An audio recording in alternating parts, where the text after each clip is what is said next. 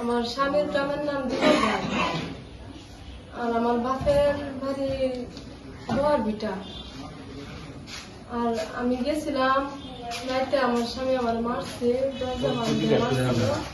এই ভয় পায়া সকালবেলা আমি যে ডেডুকুন খাসাল গ্রামের নাম, আমার ভাইয়ের নানা শ্বশুর বাড়ি হেন গেছিলাম। শুক্রবারে বিকালে গেছি এই জায়গার মধ্যে, কিন্তু বাড়িছি দুপুর শুক্রবারে দুপুর বাড়িছি।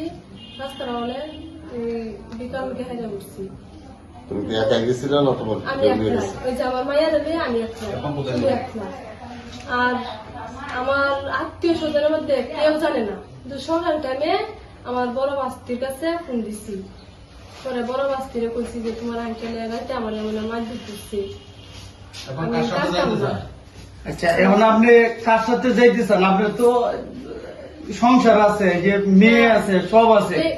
এখন আপনি স্যার, আমি আল্লাহর রাস্তায় কিচ্ছু জানি না। আমি তো সংসার ভাঙতে মশাইছি না, মানে এত কিছু তো হইব। আমার ভাইয়ের বাড়িতে না, আমার মা নাই, কে আমি আমার বাপের বাড়ি দিয়েছিলাম না, বাড়ির কেউ নাই, পুদা একটা বুড়া বাপ। এখন আপনি কি করতেছেন? কার সাথে থাকতেছেন? কার সাথে যাইতেছেন? এমন করতো ঝামেলা চলতেছে, এমন করতো আমার বাপের বাড়িতে যাওয়া লাগবে, কিন্তু আমি চাই না যে আমার স্বামী সংসারটা ভাঙি, কারণ আমি প্রেগনেন্ট, আমার একটা মায়া আছে। তাহলে আপনার স্বামীর বাড়িতে কবে যাবেন?